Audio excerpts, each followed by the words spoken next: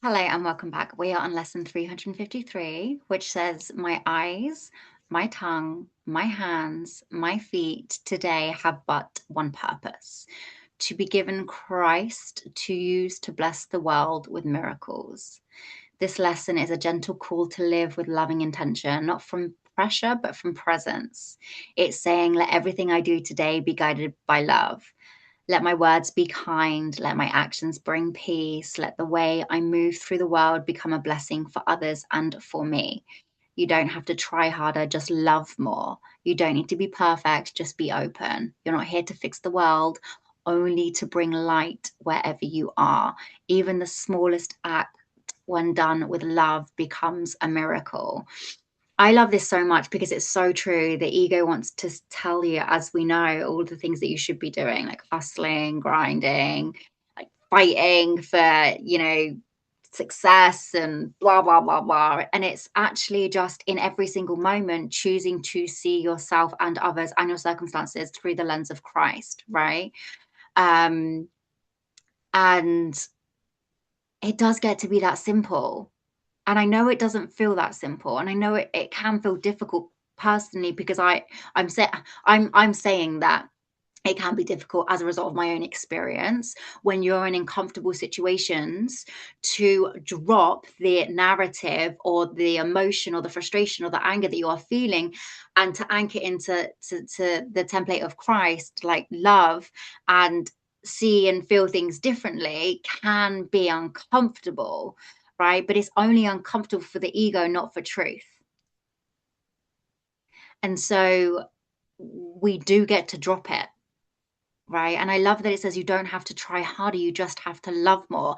And this is wild. I've noticed something within me that I have such a protective shield around myself when it comes to love, like giving love to a partner or even my family, because I'm afraid that if I give love, that shows that I'm weak, and then they might take that love and take it for granted and hurt me. All stories and all narratives that the ego has created, right? Because again, the course has taught us that nothing can harm the truth of who we really are. So it's all of those stories and narratives that we get to give up. And as a result of giving them up, we get to be an extension of love, of peace, of joy, of abundance, regardless of the circumstance and situation that we are in, because we have a choice, right? Like we've said in the previous lessons, you cannot serve two masters. So are you serving the ego or are you serving Christ? Um, I don't have anything else on this one. Over to you, Corinne. Thank you. Yeah, it's just we're just declaring that we are well, we talked about how we're not the body. We already talked about how Christ and us are one, right? And walking through in the world and seeing the world and acting within the world with the eyes of Christ or from Christ consciousness is just about seeing everyone else as already whole and perfect, as you, but not you the ego, you God, you Christ. Everyone else is God, everyone else is Christ, and there is no separation. You are one. It's all you at your true nature.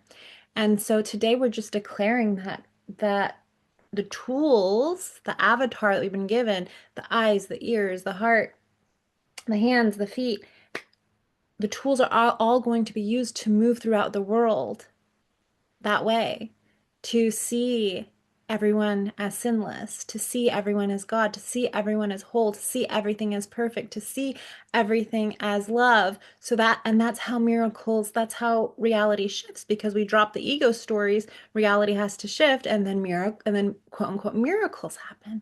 So we get to be workers of miracles, just like Jesus Christ was described in the Bible, and this is the way. And today we're declaring that we're going to do this today. We're going to let this be the tool in the vessel for our true nature, for Christ consciousness, by dropping the stories of the ego to work miracles in the world, by seeing everything and everyone as what they truly are, working miracles in the world.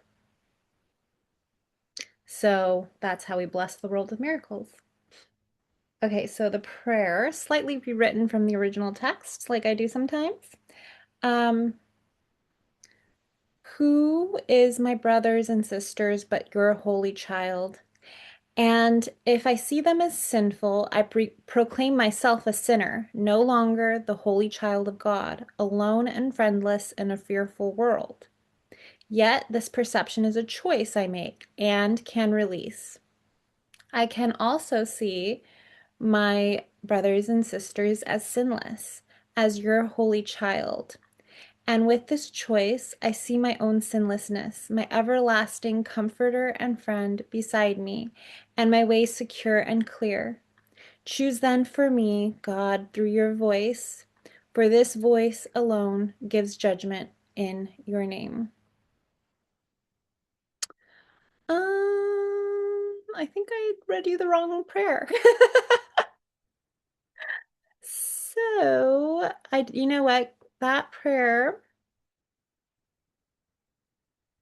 was from lesson 151. I was like, I feel like we did this already. So we're going to Do you know read you what? an. We'll leave that in because that's obviously a divine intervention. Okay, give me 1 second while I get you the prayer for this lesson. So Sammy just trust that posted. everything that comes through for these lessons, you can find it, Karina, and I'll talk. Trust that everything that comes through these lessons comes through for a reason. You have to trust that. And something that actually came through as Karina was talking is to see people in their highest regard. So I used to see people through the lens of being a victim because I was a victim, right? And now, because of this work that we've been doing inside this course, I'm choosing to see people in their highest regard, right? You speak to their potential, you speak to the truth within them, you speak to their love, you speak to their joy, you speak to their peace, because that is what is beyond the scarcity, the lack, the fear, the distortions. And I promise you, when you start doing that in your business, in life, things shift in a huge way. I did that today in my business. And rather than talking to people, not down at them, but choosing to, I would say maybe showcase their quote unquote flaws, if you like, or basically I was suggesting how people could do things better. But the angle that I would usually come through it from would be, um, you can do better, quote unquote, right? But rather than doing that, I shifted the narrative to say, this is what it gets to be like when it gets to be the best version of what you can do, right? To encourage people to want to pour like passion, creativity, joy, and love into their content rather than telling them, for example, that they're doing something wrong. So, because I shifted in how I was seeing them, that they all have the potential to do things in a, I don't want to say better way, but in a more like Christ way, right? Because I know I'm going off a tangent, but hear me out. Here's the thing. When we are creating content for our business, social media blueprints, digital marketing blueprints tell you to just chuck stuff out, right? To just post. Now that's an ego construct. The truth of who you are wants to share truth, wants to share love, wants to share joy, wants to share wisdom, right? In an artistic and and a unique way that only can come through you. But the ego wants to make you believe that it has to be a set structure. You have to do this, you do that. If it's not like that, and blah blah blah blah blah blah. And I'm going off on a massive tangent. What is going on with this lesson? But basically, what I'm trying to say is, I could have said, you're doing this wrong, quote unquote, based on what people are telling you. But rather than saying that and making people feel shit, I said, this is what people will tell you, but this is what you get to do, because I saw them in their highest regard, right? I think I wrapped that round just about. But Karina's found the prayer now. So I'll pass you back over to her. Yeah, it is about that though. It is about seeing people not just in their highest regard, but as perfect, as the divine channel for source, for God, because they are God, because you are God. And this goes back to some of the previous lessons, just like you were saying, Sammy, seeing people through those eyes, it's like, and not seeing them as the victim, it's like we don't need to run around trying to save anyone. We don't need to run around trying to fix anyone. People like I hear people talking about like doing miracles for others, which is absolutely possible, like manifesting for others, which absolutely is a thing. But but it just depends what lens you're coming from, right? If you're coming in like, ooh, they're, sick, I need to heal them, or oh, they're poor, they're lacking finances, I need to manifest money for them, or any of that, then you are seeing them through the ego. You are seeing them through your own lack and through your own fear.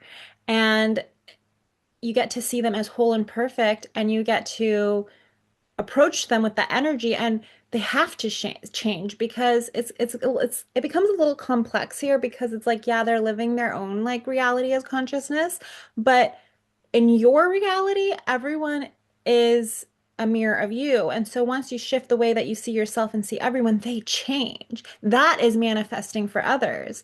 Manifesting for others is shifting the way you see yourself and others. That's it. You don't like, it's not, you can, yeah, command something in, and it can happen through faith for another person, but it also takes already seeing it as done, already seeing them as wealthy, already seeing them as whole, already seeing them as